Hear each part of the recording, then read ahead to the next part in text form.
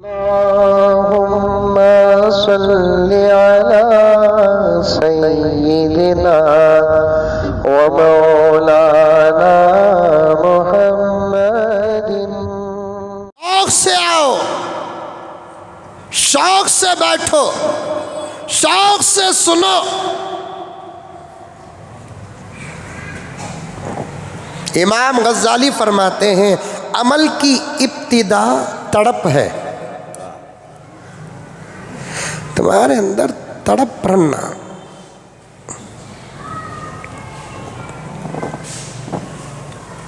जुमे को आओ भाई, आओ भाई, आओ भाई, नहीं। बाहर बैठकर गीबतां करेंगे, चा मारेंगे, चुपके खड़े रहेंगे, मस्जिद को आको नहीं बैठेंगे।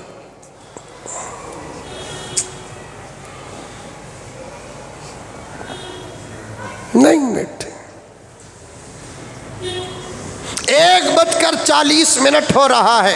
अल्लाह का करम के हमारी मस्जिद एक अलग बात है, लेकिन फिर भी मैं कहूँगा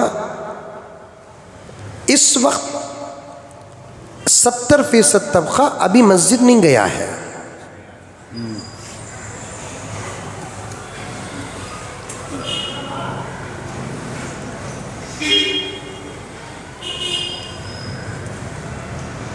कब आते हैं? जब अरबी खुतबा होता, जब नमाज होती।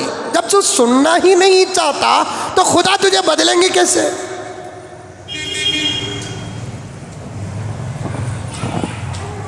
पढ़ा ही नहीं तो डिग्री हाथ में कहां से आएगी? पढ़ा नहीं तो नौकरी कहां मिलेगी? अटेंडेंस नहीं है तेरा, हाजिरी नहीं है तेरी, तो कामयाब क्या खाक होता है? जब स्कूल और कॉलेज में अटेंडेंस ना हो, हाजिरी ना हो, स्कूल के माहौल में कामयाब नहीं होता। दीन के माहौल में, मस्जिद में अगर तेरी हाजिरी ना हो तो तू क्या खाक कामयाब होगा?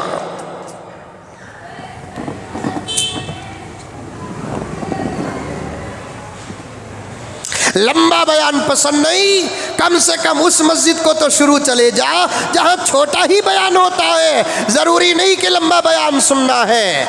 वक्त अगर नहीं है तो फिर फबीहा अपनी जगह पर बात है। लंबा बयान 1 घंटे का, 1.25 घंटे का, 1.5 घंटे का, मेरे भाई तेरे ऊपर बोझ है। तो फिर पूरे बेंगलुरु में ये एक मस्जिद नहीं है ना, 1,500 मसाजिद है। अल्हम्दुलिल्लाह सुम्मा अल्हम्दुलिल्लाह, 1,500 से ज़्यादा मसाजिद हैं। किसी उस मस्जिद का इंतखाब कर ले जहाँ 15-20 मिनट ही बयान होता है, वहाँ बयान से पहले चले जा, 15 मिनट ही का बयान सुन ले। क्योंकि 15 मिनट में भी कुछ 2-4 आयात और अहादीस और वाक़ियात आ जाएंगे। फिर अरबी खुतबा। शौक़ नहीं है मेरे दोस्तों, शौक़ नहीं है। सुनने का भी शौक़ ख़त्म हो गया हमारी कौम से।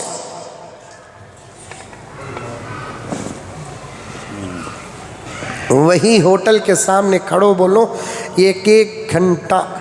दोस्त जातों का तभी खड़बा रहे।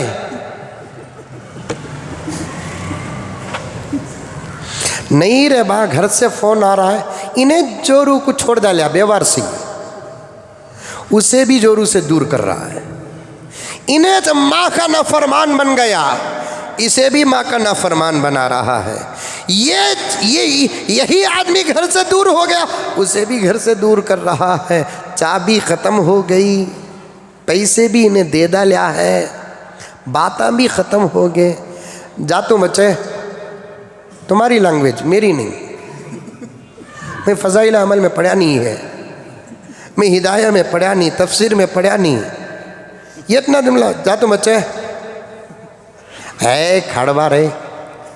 नहीं रे, घर से फ़ोन आ रहा है, जोरू से उतना डरा तो होता है। इन्हें बिगड़गा, इसे भी बिगाड़ रहा है। नहीं बा, बहुत गर्म है, डरने को रहे बच्चे। खाली दूसरी शादी की धमकी दे, कम भी बिंगी हुई चका हो जाती। देख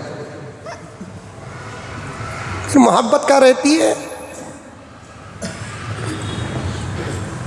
घरों को भी वक्त दो प्यारो, बीवी बच्चों के साथ बैठो, माँ बाप के साथ बैठो।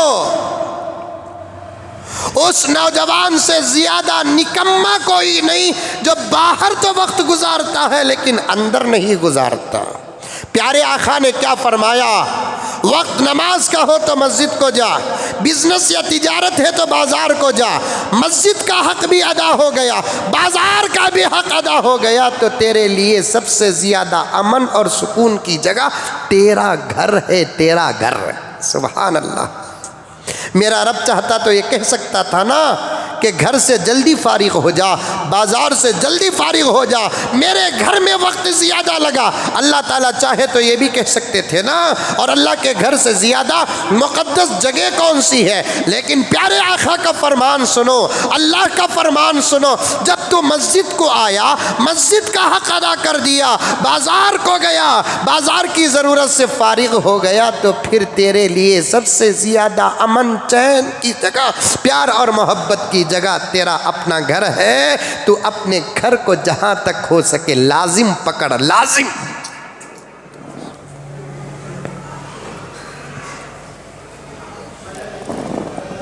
क्योंकि घर में तेरी माँ है, घर में तेरा बाप है, घर में बीवी है, घर में बच्चे हैं। बैठकर बात कर, कुछ काम भी कर, आराम भी कर। खामखा बाहर होटलों के पास, रमज़ान में कहा था तब भी हालात आए, अब फिर एक मर्तबा अर्ज़ कर दूं कि प्यारो, कल क़ियामत में होटल वालों को उम्मत के अखलाक बर्बाद करने का हिसाब बड़ा सख्त देना पड़ेगा।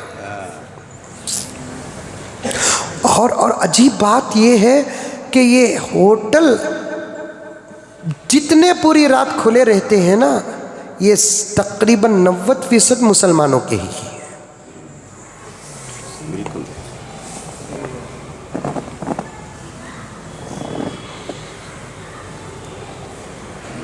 हक बोल कर सबसे दुश्मनी मोलने के बराबर है। कोई बात नहीं, कोई बात नहीं।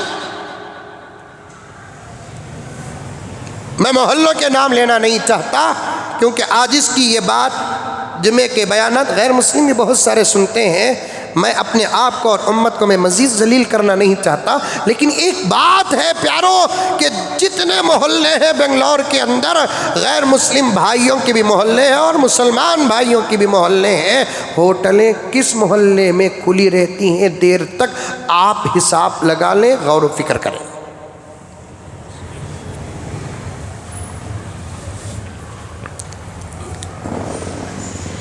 आओ मस्जिद को शौक से आओ,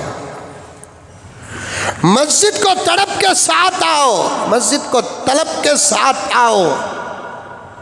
तुम्हारे जल्दी आने से न खतीब का कोई फ़ायदा है, न इमाम का कोई फ़ायदा है। तुम्हारे ना आने से खतीब का न नुकसान है, इमाम का न नुकसान है।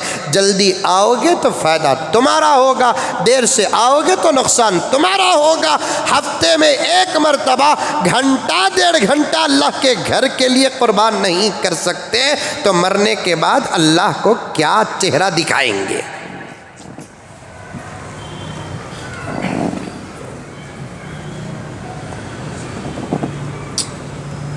नहीं, एक दूसरे मेहनत करो। नौजवानों, मुसलमानों, दावत व तबलीग का ये मतलब नहीं कि 3 दिन निकलने के बाद ही मेहनत करना।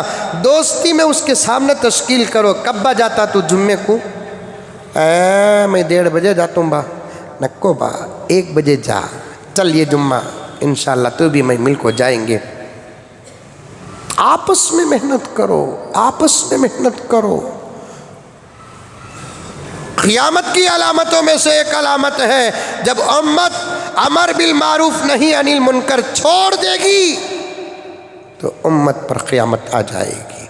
अमर बिल मारूफ नहीं अनिल मुनकर का मतलब क्या? ये दावत व तबलीग वाले, ये शूरा वाले, निज़ामुद्दीन वाले यही तबलीग करे और दूसरे तबलीग ना करे, गलत है, गलत है, गलत है। अमर बिल मारूफ नहीं अनिल मुनकर की जिम्मेदारी फर्दन फर्दन भी वाजिब होती है, जमात जमात भी वाजिब होती है। मैं मेरे तरफ से तन्हा अलग अलग दावत व तबलीग का काम करूं, दीन का काम करूं, मेहनत का काम करूं, लोगों को नमाज की दावत दूं, अखलाक की दावत दूं, सुन्नत की दावत दूं। आप अपने तरफ से करें, आप अपने तरफ से करें। अब ये जो मजमा यहाँ बैठा हुआ है, मिसाल बोल रहा हूँ, ये जो मजमा यहाँ बैठा हुआ है, अल्हम्दुलिल्लाह दीन के शौकीन हैं आप लोग, अल्हम्दुलिल्लाह बोलो। आपके दीन के शौक की अलामतों में से एक अलामत यह है कि आप पहले मस्जिद को आते हैं। अगर आपके अंदर दीन का शौक ना होता, बयान का शौक ना होता, अल्लाह की मोहब्बत ना होती सच्ची और नबी की मोहब्बत सच्ची ना होती, आप भी उस वक्त आते जब दूसरे लोग आते, 2 बजे, 2:30 बजे, 2:15 बजे। अरे समझ में आ रही है बात? ये आपके दीनदार होने के अलामतों में से एक अलामत, आपके अंदर शौक है, इस अलामतों में से एक अलामत है। लेकिन आप ये गलती कर रहे हैं, ये गलती कर रहे हैं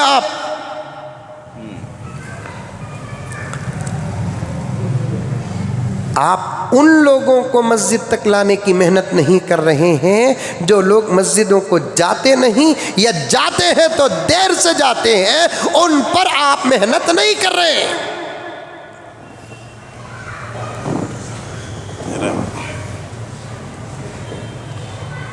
और ये जो काम तुम्हारे से छूट रहा है, इसे मामूली न समझे, ये एक बहुत बड़ा खतरा है। वरना कल क़ियामत में तुम्हारा साथी मुजरिम बनकर अल्लाह की अदालत में जाएगा तो फिर तुम पर भी पिटीशन डालेगा।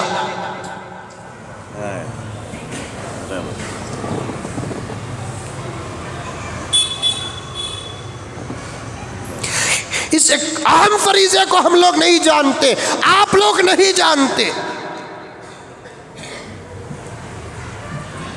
एक बहुत बड़े बुजुर्ग ने अपनी तकरीर में फरमाया, ज़िंदगी भर का अगर फजर का पाबंद नमाजी भी अपने पड़ोस को एक वक्त भी नमाज को फजर को नहीं जगाया तो वो पूरी ज़िंदगी नमाज पढ़कर भी अल्लाह की अदालत में पड़ोसी के नमाज छूटने का जवाब देना पड़ेगा।